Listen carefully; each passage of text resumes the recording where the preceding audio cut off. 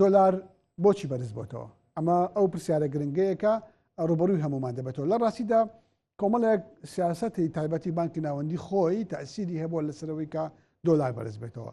پێش هەموو شتێ لە ماوەی ڕابردوودا بانکی ناوەندی عێراق بە تۆمەتی گەندەڵی 1992 نووسینگەی کڕین و فرۆشتنی لە سەرانسەری عێراق داخستکە بەشێک لەم نووسینگانە لە هەرێمی کوردستان مامەڵاکەن و ئەم نووسینگانە کاتێکە مامەڵیان لەگەڵ ناکرێت و بانکی مرکزی عێراقی دۆلاریان پێنادا ئەمانە خۆیان دەبن بە بەشێک لە خواست بۆ دۆلار لە بازاری ڕەشە یان لە بازاری تەریبە بە زمانی ئابووری سەرئەنجام واکات کە بەردەوام نرخی دۆلار ڕوو لە بەرزبوونەوە بکە و بەشێکی بەرچاو لە خەڵکیش ڕوو لەم نووسینگاناکە لە کۆی گشتیە خواستێکی گەورە دروست دەبێت لەسەر دۆلار و وای کردووەکە ڕێگەنەدا نرخی دۆلار سەرڕای خستنە ڕوویەکی زۆری دۆلارە لایەن بانکی مرکزیەوە ئەم نرخە داببەزێ. خاڵێکی تر ئەوەیە کە بانکی ناوەندی عێراقی پێدانی پارەی بە گەشتیار ڕاگرتووە، پادانی پارەی بە ئەمریکا ڕاگرتووە، پێدانی پارەی بە ژمارەیەک لەو چین و توێژە کۆمەڵاتیانە ڕاگرتووە کە پێشتر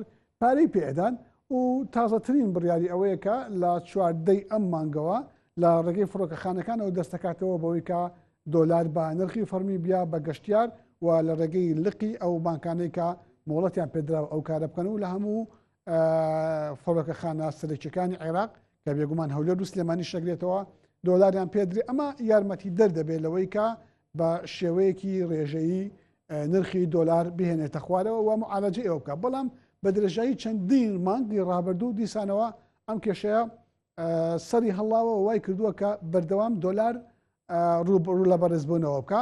ئەمە جگەلەوە خەڵکێکی وەکو ئەمرەکار یان ئەوانەی کە بە مەبەستی ئەمرە سەفەری ماڵی خودداەکەن دۆلاریان پێ نادرێ بێگومان ئەوانە ڕێژەیەکی زۆرن بۆ کڕنی دۆلار دیسانەوە ڕوو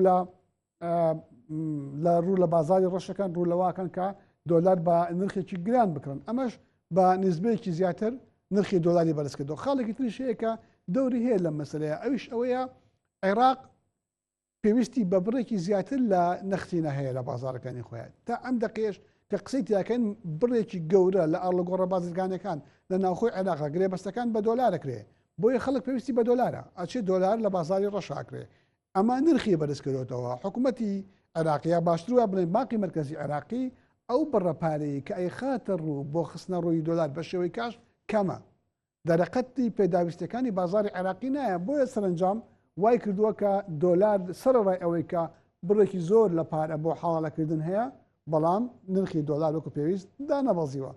ئەمە خاڵەکە و خاڵێکی تووشەیە کە دیسانە ئەویش هەر گرنگە ئەوەیە کە تا ئێستا چارەسەری ئاڵۆگۆڕی بازرگانی لەگەڵ ئێران نەکراوە. ئێران دۆلاری دەوێت بەرامبەر بەو کاڵایی کە هەیە دۆلاری دەوێت و هیچ عملەیەکی دیکەی ناوێ بە تایبەت تمەنی ناوێ دیناری عێراقی ناوێ. ئەمە وای کردووە کە دۆلار و لە بەرزبوونەوە بکە بەڵام پێ ناچی ئەم بەرزبوونەوەی شۆکێنەر بێ بەردەوام بێ لە کۆنتترۆلی بانکی مرکزی دەرچێت.